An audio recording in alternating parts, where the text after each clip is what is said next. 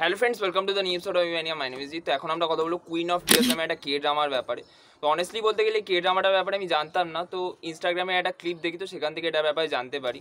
আর আমি personally Korean dramas দেখতে পছন্দ করি, তো ভাবলাম এটা রিভিউ করি। অ্যাকচুয়ালি এটা অনেকদিন আগেই দেখা হয়ে গেছিলো, বাট টাইমের জন্য রিভিউ করা হচ্ছিল না। এনিওয়ে, তো রিভিউতে যদি চলে আসি, তো দেখুন এইটা রিভিউ করার দুটো পার্সপেক্টিভ হতে পারে। তো প্রথম হচ্ছে, যদি আপনি রোম্যান্টিক জনরার ফ্যান হন, তাহলে কিন্তু এই সিরিজটা আপনার খুবই ভালো লাগবে। বিকজ এখানে একটা রোম্যান্টিক জনরার মধ্যে যতগুলো এলিমেন্টস আছে, সবকটা এলিমেন্টস কিন্তু এখানে রাখা হয়েছে, আর সেগুলো খুব ভালোভাবে কিন্তু এক্সিকিউট করা হয়েছে।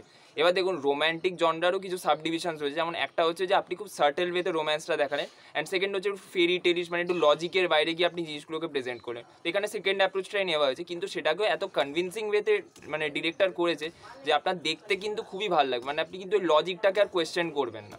ওকে, এবার সেকেন্ড যদি চলে আসি, যদি আপনি এই জনরাটার অতটা ফ্যান না হন, তাহলে কিন্তু এই সিরিজটা আপনার খুবই অ্যাভারেজ লাগবে। বিকজ এখানে রোম্যান্টিক পোর্শনটা বাদ দিয়ে বাকি যে জিনিসপত্রগুলো দেখানো, যেমন একটা ফ্যামিলি ড্রামার অ্যাঙ্গেল রয়েছে, তারপর হালকা একটা মানে লাভ ট্রায়াঙ্গেলেরও একটা হালকা মানে অ্যাঙ্গেল রাখা হয়েছে, সেই জিনিসপত্রগুলো কিন্তু খুবই মানে পুয়োর আর কি, মানে খুব একটু মানে খাটো লেগেছে rather than the romantic part. Okay, এবার গল্পটার ব্যাপারে যদি চলে আসি, তো দেখুন গল্পটা এখানে হচ্ছে যে মেন যে দুটো লিড রয়েছে, মানে হে ইন, মেয়েটার নাম, আর ছেলেটার নাম হচ্ছে ইয়ং। তো এখানে দুজনকে দেখানো হচ্ছে লাভ ম্যারেজ করেছে, আর মেয়েটার নিজের মানে ফ্যামিলি বিজনেস রয়েছে। তো মেয়েটা সিইও নিজের বিজনেসে, তো সেই কোম্পানিটার নাম হচ্ছে কুইন, তো সেখান থেকেই নামটা কুইন অফ টিয়ার্স। ওকে, আর ছেলেটা হচ্ছে সেইখানে ডিরেক্টর। তো দেখুন এখানে দেখানো হচ্ছে যে তাদের বিয়ে হয়ে গেছে, বা বিয়ের পরে তাদের মানে লাইফ কিন্তু আগের মতন, তাদের যে একটা ভালোবাসা ছিল সেই ভালোবাসাটা কিন্তু এখন আর নেই। ওকে, মানে ছেলেটা ডিভোর্স দিতে চাইছে because he is frustrated with her. তো তারপর সে ডিভোর্স দিতে চায়, তো সেখানে সে জানতে পারে যে মেয়েটার নাকি একটা ডিজিজ রয়েছে। তো সেখানে তারপর সে ডিভোর্স দিতে পারে কি দিতে পারে না, তারপর মেয়েটা কি বাঁচে না, তারপর কি হয়, তো সেটা জানতে আপনাকে কিন্তু সিরিজটা দেখতে হবে। তো দেখুন এখানে গল্প লেভেলে কিন্তু খুবই ওয়েফার থিং, খুবই ওল্ড স্কুল একটা গল্প। কোরিয়া তো ছেড়ে দিন, এই ইন্ডিয়া তো এই ধরনের গল্প আপনি হাজারবার দেখেছে। কিন্তু এখানে অনেক সময় কী হয়, ধরুন গল্প হয়তো সিম্পল, কিন্তু এক্সিকিউশন লেভেলে কিন্তু মানে একটু নতুন কিছু প্রেজেন্ট করার চেষ্টা করে।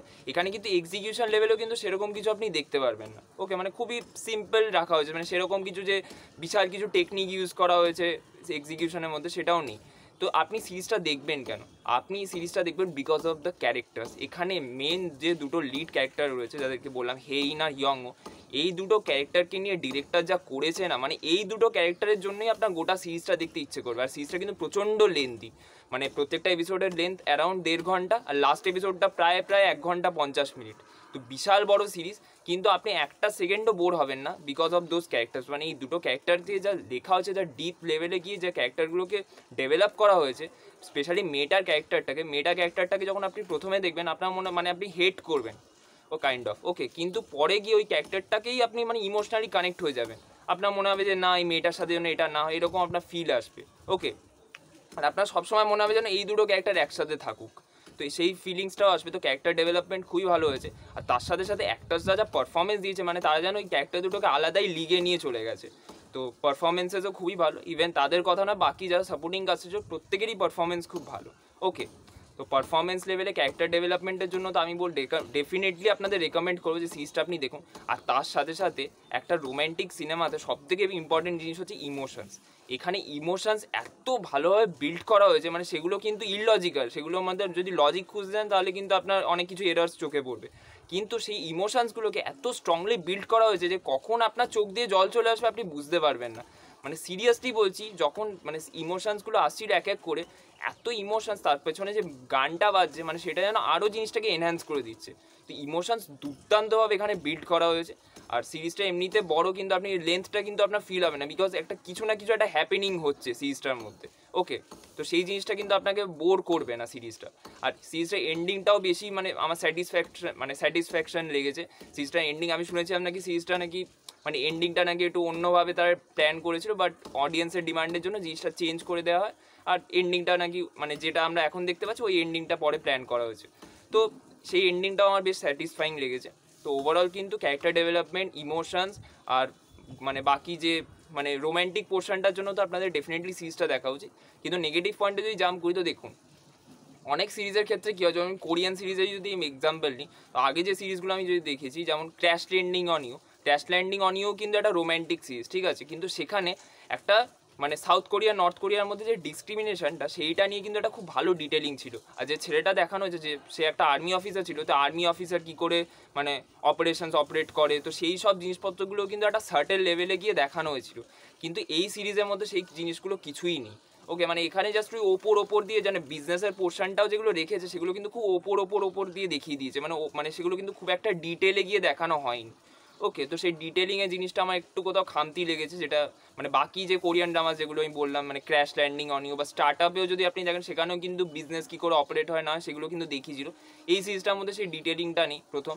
সেকেন্ড হচ্ছে এখানে আমি সিরিজটা হিন্দি ডাবডে দেখেছি, তো এখানে হিন্দি ডাবডে কিছু কিছু জায়গায় আমি দেখছিলাম যে কমেডিটা কিন্তু কিছু কিছু জায়গায় একটু মানে মানে যে ডাবিংটা করা হয়েছে সেখানে কিন্তু কমেডিটা ফিকা লাগছিল। ওকে, মানে অ্যাকচুয়াল যে ইংলিশ সাবটাইটেলস রয়েছে সেখানে কমেডিটা ওয়ার্ক করছে, কিন্তু হিন্দিতে অতটা মানে ওয়ার্ক করছে না।